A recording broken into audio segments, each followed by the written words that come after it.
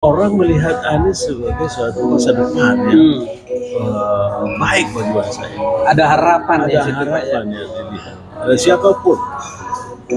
Apa yang dia lakukan di Jakarta misalnya, equal treatment, equal participation kayak gitu, kesamaan kesempatan berpartisipasi bagi seluruh rakyat Jakarta dan kesamaan perlakuan bagi setiap warga Jakarta.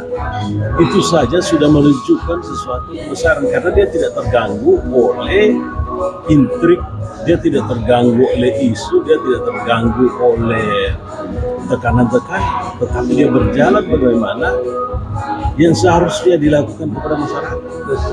Nah, ini kan sesuatu yang berbeda gitu. Yang kedua, dia itu Selamat datang di Lambulo Show. Fafifa Happy Ending. Oke, assalamualaikum warahmatullahi wabarakatuh. Waduh, luar biasa di pagi hari yang ceria ini. Ini hari Kamis ya, hari Kamis. Kita lagi di Hotel Ledon ya, Hotel Ledon yang ada di Surabaya.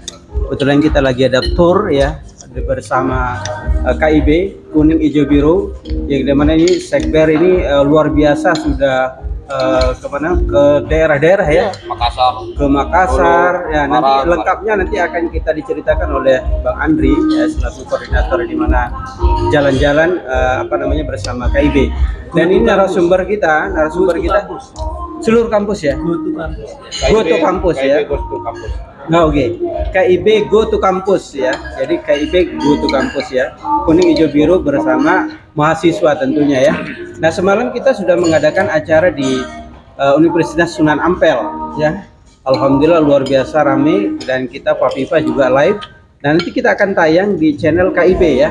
Kita udah bikin channel khusus untuk KIB. Nah, kita lagi sarapan pagi nih, kita ngomong sama Happy nih ya. Kita ngobrol santai aja. Ada Dokter Rizal Dahlan, udah ada Mas Ma'mun ya. Saya panggil Mas ini Pak Ma'mun ya, biar apa namanya kelihatan muda ya. Saya panggil abang aja. Biar lebih muda lagi. Abang Nizar ya. Emang dikenal Bang Nizar memang. Bang Nizar ya. Kemudian ada Bang Andri di sini ya. Kemudian ada Mas Yanto juga, Mas Anto ya. Mas Anton ya. Oke, saya mulai dari yang senior dulu nih, Bang Doktor ya. Bang Nizar aja. Bang Nizar ya. Bang Nizar, ini kan alhamdulillah Go to Campus ya, sudah mulai kita jalani, sudah yang ke-29 kalau nggak salah, 29 daerah ya.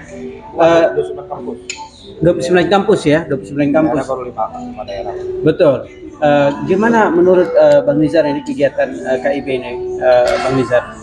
Ini adalah salah satu langkah strategis kita. Kenapa kampus yang kita jadikan tujuan? Karena kampus adalah kita inginkan menjadi satu agen perubahan. Kita tahu, sebab kita juga dulu pernah jadi mahasiswa, pernah jadi aktivis. Malah saya pernah ditahan 1 tahun sama Orde Baru dulu. Oh ya.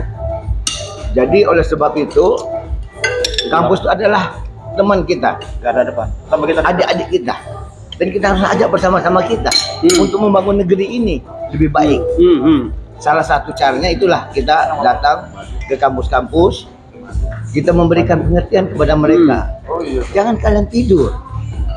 Dan dalam kondisi Indonesia seperti ini, kalian dibutuhkan sekarang. Rakyat menunggu bagaimana gerakan mahasiswa. Terus terang aja, saya kadang-kadang sedih malah mahasiswa sekarang ini. Karena kita ini bekas aktivis. Saya itu dulu di HMI tahun 74, masuk 74. Tahun 78 saya masuk penjara 1 tahun. 1 tahun ya Pak? Sampai saya tidak dia wisuda waktu itu. Di mana Pak ditahannya Pak? Di Guntur. Oh di Guntur, wah berat banget. Guntur. Pernah tahu kan Sepen Guntur? Iya, Sepen. Tapi saya mahasiswa Bandung ditahan di Guntur karena saya ketangkap ketika demonstrasi ke DPR. 1 tahun. Peristiwa buku putih Bang ya? UTB. Waktu itu juga. buku putih ya, kita sama-sama ada Rizal Ramli, situ ada Lukman Hakim, ada Dipo Alam. Alam Jakartanya ya? Iya, Jakartanya. Kalau di Bandungnya ya Rizal kan, Dedi Ahmadi. Ya. Indro Jayono ya Bang? Jadi itu menjadi suatu darah daging buat saya. Kenapa saya terlalu merasakan ini Indonesia ini udah hancur ini sebenarnya. Kalau kita biarkan dan kita berdosa sebagai aktivis loh. Apakah kita akan biarkan seperti ini? Makanya itu saya betul-betul merasa terpanggil untuk datang ke kampus-kampus. Tapi saya cuma mendampingi ya. Mendampingi ya Rocky Gerung, Saud, terus ada satu lagi senior kita satu lagi Pak Anwar Sanusi, Cina dia. Apa namanya Habil. Sebenarnya kita banyak yang lain-lain, cuma kan kondisinya kan lagi seperti ini ya. Udahlah, mana yang sanggup aja, mana yang bisa aja. Oleh sebab itu kita mengharapkan Anies ini nih. Anies ini kalau saya bilang junior saya di HMI. Saya tahu gerak-geriknya. Walaupun dia di Jogja, kita di Bandung, tapi kita selalu kontak dulu. Malah dulu Anies ini lebih garang dulu ini. Di HMI-nya. Anies lebih garang. Lebih garang. Dalam memperjuangkan apa namanya cita-cita bangsa ini. Tapi kita lihat perjalanannya sampai dia bisa menjadi seorang gubernur yang berhasil. Dan itu bukan suatu perjalanan yang mudah. Artinya apa yang dia lakukan itu betul-betul untuk kemaslahatan umat. Kemaslahatan umat ya, itu yang utama. Baru rakyat. Karena dia punya prinsip umat itu adalah salah satu daya pendukung republik ini. Kita merdeka karena umat Islam, bukan siapa-siapa. Oleh sebab itu inilah yang dia tonjolkan sekarang, dan kita harus dukung sepenuhnya. Saya menyatakan ke dia, Mas Anies, saya bilang, ini kesempatan kita untuk memperbaiki negeri ini lebih baik. Amin. Saya walaupun sudah seperti ini, tapi semangat saya tetap muda. Saya yakin. Tapi sedikit Bang Nizar, kita bicara mahasiswa. Ini kan kalau saya lihat mahasiswa ini, ini salah satu treatment untuk dimanjakan mereka ya. Kan ada istilah KIP ya, bukan istilah. Kan sekarang lagi digelontorkan KIP, Kartu Indonesia Pintar. Ini seperti apa ya? Mereka setelah dikasih ini, terus mereka nggak mau bergerak. Sedangkan mohon maaf ya, Bang Nizar dulu adalah aktivis yang dimana di era 77 itu bahkan sempat sampai ditahan ya, ya Prof ya. Nah ini gimana Pak Dokter melihat fenomena ini sekarang? Dulu kan kita ada namanya Dewan Mahasiswa, Senat Mahasiswa. Itu kan dibubarkan, dibukukan oleh Komkamtib Pak Sudomo, berubah menjadi NKK BKK, Daud Yusuf menterinya. Berubahlah bagaimana konstelasi mahasiswa di kampus. Dicoba dikerangkeng lah gitu ya. Tapi alhamdulillah mahasiswa yang namanya punya semangat tetap aja bergerak. Sampai sekarang memang betul seger gua. Ada upaya-upaya memang menjinakkan mahasiswa dengan berbagai cara. Dulu waktu Tito jadi Kapolri, itu BEM itu dijinakkan semua sama dia. BIN juga, sama BIN juga. Nah, sama BIN juga. Mereka dikasih uang, Guyur uang. Saya tahu, kita tahu, tapi mahasiswa ya gimana ya, kita agak susah. Waktu itu kan saya saya ini dosen tidak tetap di UNAS Nasional. Saya memberikan pengertian kepada mereka ini bahwa kalian ini agen pembaharuan. Jangan cuma kuliah saja. Lihat kondisi Indonesia, lihat kondisi negeri ini. Tapi rata-rata mereka tuh, kalau mereka tuh aktivis, masih ada rasa rasa keinginannya untuk peduliannya itu Pak ya. Masih ada. Nah inilah yang kita coba pupuk sekarang ini, karena BEM ini terus terang aja memang agak kurang nyaman kita dengan struktur BEM sekarang ini. Gampang sekali mereka dikerangkeng itu pemikirannya ya dengan berbagai cara. Misalnya salah satu ya diberilah itu chip itu. Nah, ketika saya masih di DPR Komisi 7, itu BPPT itu di bawah Komisi 7 Mitra Kerja. Mereka itu memberikan program beasiswa ke luar negeri. Dia minta 2, kita kasih 5. Saking pengen kita bahwa mahasiswa Indonesia itu mendapatkan beasiswa untuk mengambil doktor di luar negeri. Saya sampai teman-teman lain, saya dipanggil Datuk di DPR. Datuk kok kencang sekali memberikan mereka beasiswa. Kapan lagi kita bersimpati kepada mereka-mereka yang punya niat untuk sekolah ke luar negeri? Dan ini kan negara yang bayarnya. Kapan lagi? Dan mereka yang untuk ke luar negeri itu kan melalui satu saringan. Bang Da, Komisi 7 membidangi apa dulu Komisi 7? Ada SDM, ada LIPI, ada BPPT, ya kan? Ada lingkungan hidup. Nah, jadi BPPT itu memang khusus meningkatkan pengetahuan teknologi. Mereka itu dapat beasiswa keluar, mengambil doktor. Kita dorong itu tadi dikasih 2, kita kasih 5 ya. Dan saya bilang sama ketua komisi, tolong diketok palu itu. Bang, makan bang. Wah, jadi bang Ninja itulah kira-kira, makanya itu saya pas dibicara kayak gini, saya pindah ke ini Bang ya, saya lanjutkan makan. Mas Makmun nih. Ya. Mas Makmun ini pasti mengikuti ya Go to Campus ini KIB. Kita lihat ini kan ada fenomena yang lagi, mohon maaf ya tanda kutip, ini Anies ini selalu disalahkan ya kan. Contohnya sekarang ini yang lagi rame masalah JIS bahkan ada dibilang mau direnovasi, sedangkan kita tahu JIS ini adalah sudah standar, kalau di audit ini udah standar FIFA ya kan. Nah, menurut pandangan Mas Makmun ini gimana ini? Jadi dengan pasarnya itu kita ini harus dalam posisi memberikan pencerahan kepada seluruh anak bangsa. Pencerahan dalam arti memberikan informasi yang benar seperti itu.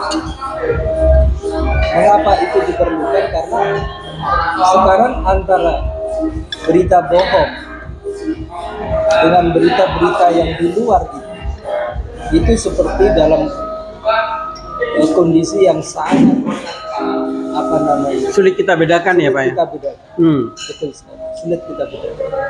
Makanya fungsi sebagai pencerah itu juga bagian dari tugas kita sebagai anak bangsa, supaya kita kembali kepada rasionalitas. Akal sehat kita bagaimana? Kaitannya dengan informasi-informasi yang hoak dan lain sebagainya. Tugas kita itu memberikan informasi yang benar itu sebenarnya jangan gerak sesuai dengan kondisi apa adanya. Betul. Kita malu mau jalan. Kenapa? Karena ini kan tahun politik, semuanya bisa dipolitisir. Semuanya dinilai berbau politik. Belum tahu deh. Semuanya akan menimbulkan masalah. Baik itu disampaikan benar maupun disampaikan salah. Itu akan menimbulkan kontroversi. Betul. Oleh karena itu, kembali lagi kepada kita sebagai anak bangsa, sebagai aktivis, sebagai umat yang diberi tugas sebagai khalifah fil ardi. Tugas utama kita adalah bagaimana membuat dan kebenaran serta keadilan itu selalu dijunjung tinggi. Nah, kaitannya dengan siapa yang akan menjadi sasaran atau kawan yang akan kita rekrut atau kita ajak atau kita beri pencerahan, itu sebagai agen perubahan ya mahasiswa atau kalangan anak muda, milenial. Itu yang penting. Kenapa? Karena dia yang memiliki masa depan, yang masih mempunyai energi untuk membangun bangsa, kita jadi saksi nanti. Yang sangat diperlukan untuk kedepannya, dan mereka sendiri juga memerlukan apa yang dia lakukan hari ini dengan studinya, dengan kegiatannya, dengan aktivitasnya, semuanya ingin meraih kesuksesan di masa depan. Nah itulah, kembali lagi ke isu yang menurut saya persoalannya itu kembali lagi karena ya politik. Kalau menghadapi isu politik ya harus dihadapi dengan kepada cara berpikir kita mengenai kebenaran dan akal sehat. Itu aja. Kalau kita tidak melakukan perlawanan terhadap itu ya selamanya yang berkuasa atau yang memimpin atau yang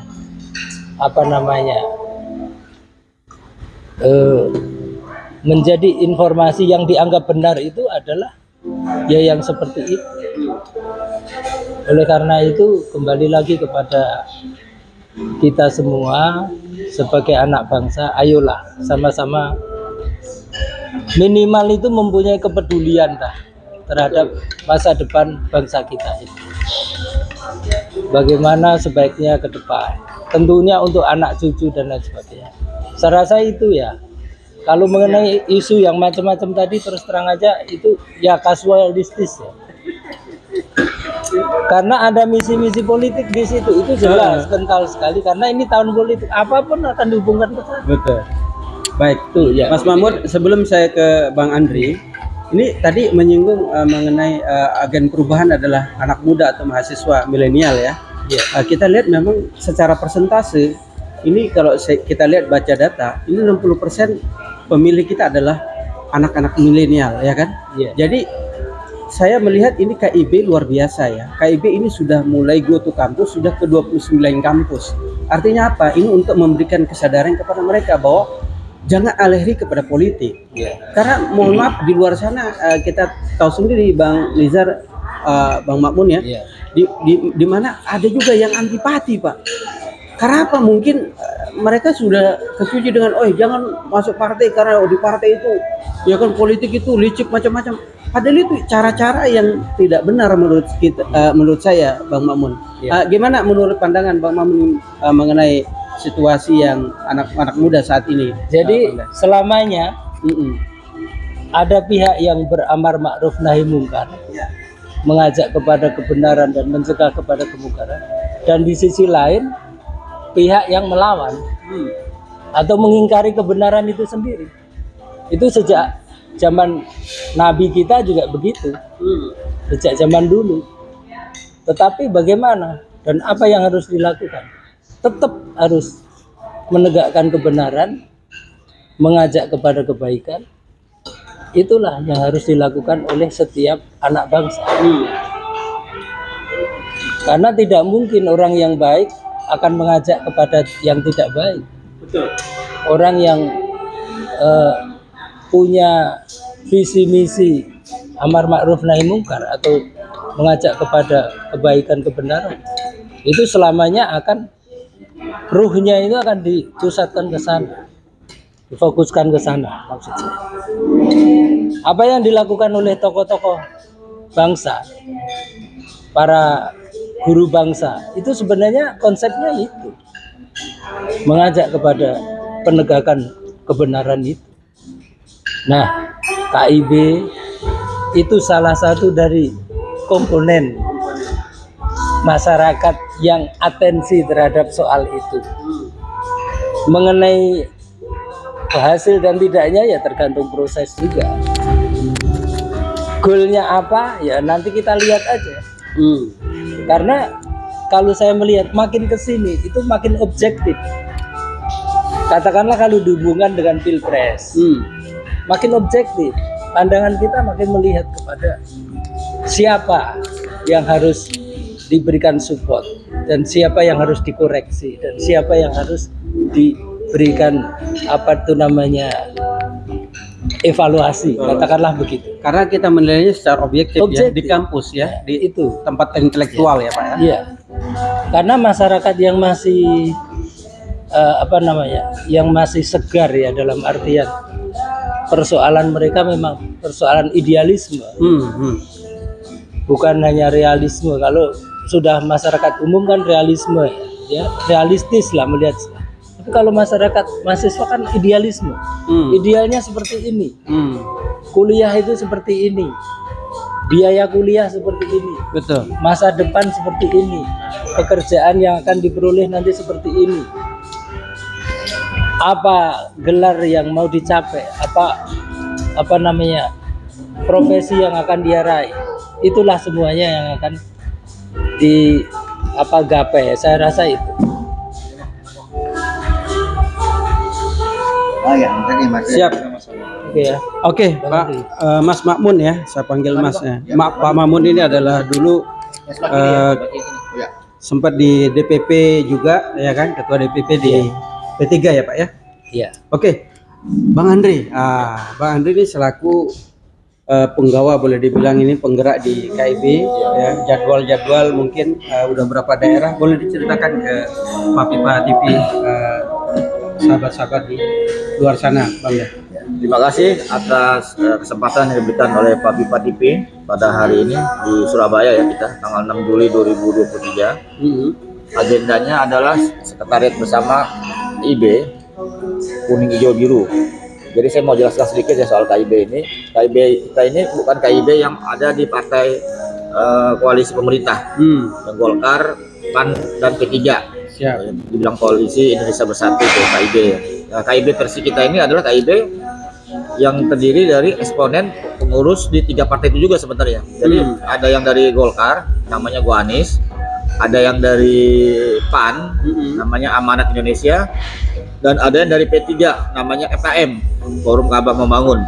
Jadi ketiga eksponen KIB itu adalah turunan dari partai-partai politik koalisi pemerintah yang bernama KIB, yang pendukung Jokowi, yang sampai hari ini belum menentukan sikap mendukung siapa, kan gitu. Golkar sampai hari ini kan belum menyatakan sikap dia mendukung siapa. Betul. PAN juga begitulah, antara Prabowo dan Eri gitu ya. P3 sudah menyatakan sikap mendukung Ganjar.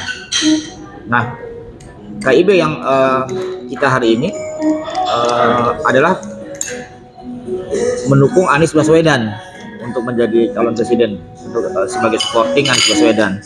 Jadi KIB kita ini bukan relawan, bukan. Jadi kita ini eksponen pendukung Anies gitu. Harus dibedakan antara label relawan dengan label pendukung gitu loh. Jadi kita bukan relawan, tapi adalah pendukung daripada Anies Baswedan. Nah, hari ini adalah agenda sekretariat yang kesekian, yang sudah beberapa kota ya.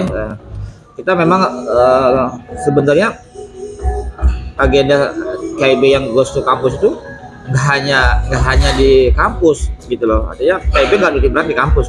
Dari udah dijelaskan oleh Bang Nijar, oleh Pak Mamun, ya memang kampus itu salah satu bagian dari perjuangan kita. Gitu loh. Kan kita elemen bangsa itu berbagai macam ya. Artinya yang berjuang itu ya tentu mahasiswa oke di garda depan, ya kan, sebagai pewaris masa depan kita. Tapi elemen-elemen lain juga harus kita perhitungkan, harus kita libatkan untuk membesarkan kemenangan Anies Baswedan. Karena kita tahu hanya dengan dukungan yang masif dari rakyat, dari masyarakat, dari elemen kampus, dari elemen non kampus, itu menyatulah bagaimana kita mendukung Anies untuk melakukan perubahan gitu loh. Itu intinya itu aja sebenarnya KIB. Jadi agenda hari ini kebetulan masuk kampus. Tapi sesungguhnya nanti selain kita nanti mengunjungi beberapa kampus ya di Jawa Timur ini, Surabaya mungkin nanti siang jam 10 di UIN Sunan Ampel, kemungkinan juga nanti besok di Malang, ada juga nanti di Jombang juga ada kemungkinan ya. Karena jadwalnya kan sering berubah juga masalahnya gitu loh. Kita cocokin jadwal sama panitia lokal gitu loh. Masalahnya kan ya harus matching karena kan soal perizinan segala macam gitu-gitu kan. Kadang-kadang kita menemukan kendala kan. Jadi mungkin hari ini bukan hanya ke kampus, mungkin nanti ke elemen masyarakat, mungkin ke pesantren. Ini wawancara Bang, abis ini. Wawancara. Bapak wawancara. Silakan. Ini Bang, ini Bang. Gak apa-apa.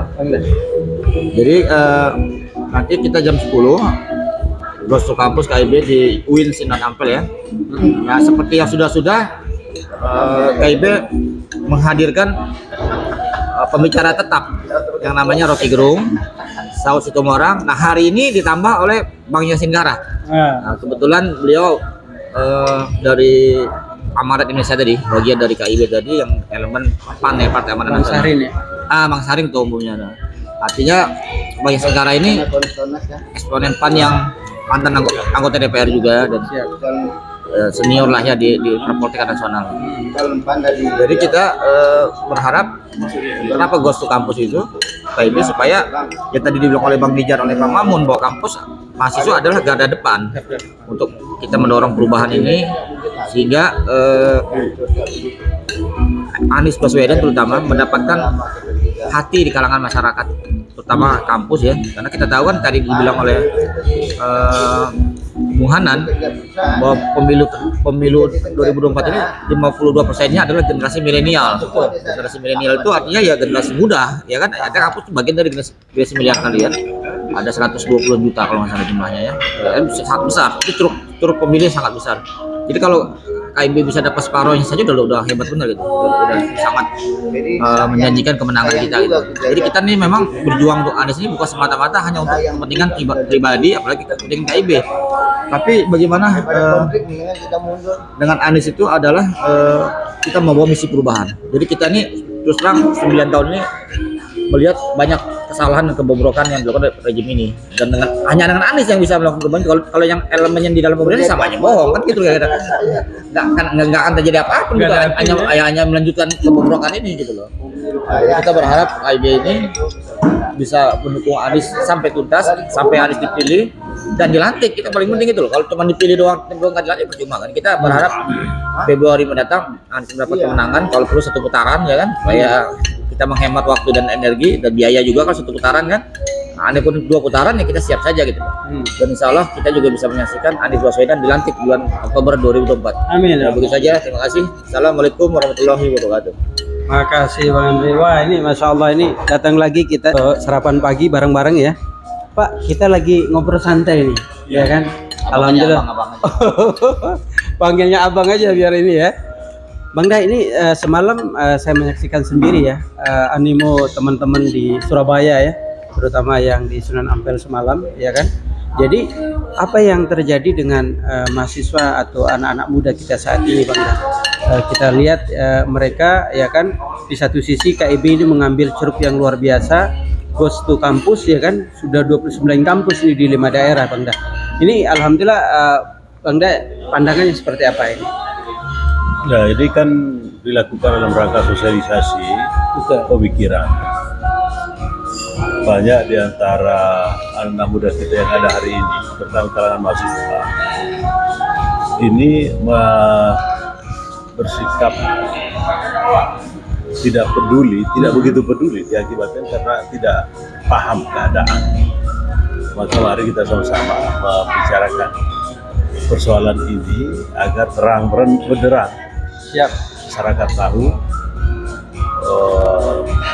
apa yang tengah terjadi dan apa yang harus kita kerjakan sama-sama. Karena kalau tidak ada kebersamaan dalam hal seperti ini, kan tidak mungkin. Ini adalah politik. Siap. Dan saat ini juga kita KIB ini melakukan langkah yang disebut dengan langkah politik cerdas gitu ya, dalam rangka pendidikan politik. Pendidikan politik. Makanya kita tidak tanggung-tanggung membicarakan misalnya alasan-alasan kenapa kita memilih Anies misalnya untuk dipromosikan dibandingkan dengan calon presiden lainnya. Karena setiap warga negara seharusnya memilih dengan alasan bukan karena material sifatnya, misalnya diberikan beras atau diberikan sembako lengkap kayak gitu, atau diberikan uang, tetapi karena memang dia memiliki alasan rasional untuk memilih seseorang.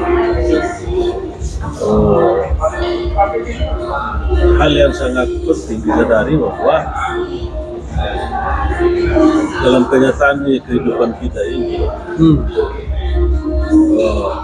peraturan-peraturan itu harus dimotori oleh seorang aktor, yaitu pemimpin. Jadi kita bisa mengatakan undang dasar 45 kita sudah bagus, peraturan-peraturan kita sudah bagus, sistem kita sudah bagus, tetapi kalau pemimpinnya tidak mau atau tidak memiliki kapasitas yang cukup dalam rangka melakukan kepemimpinannya, menggagas kepentingan masyarakat secara benar, maka ya tidak akan terjadi apa-apa. Itu sebabnya kita sudah melihat bagaimana misalnya Amerika Serikat waktu lahirnya itu karena digagas oleh orang-orang yang memiliki ketegaran, kekuatan, integritas yang tinggi, itu membuat Amerika Serikat yang kita lihat hari ini. Nah, kita juga seperti itu. Karena kita biarkan pemimpin-pemimpin kita ini tidak memiliki gagasan, integritas yang kuat, yang punya wawasan bagaimana bangsa yang berubah. Kalau kita ini harus mau memilih seperti itu. Nah, kalau kita sudah pilih seperti itu ya.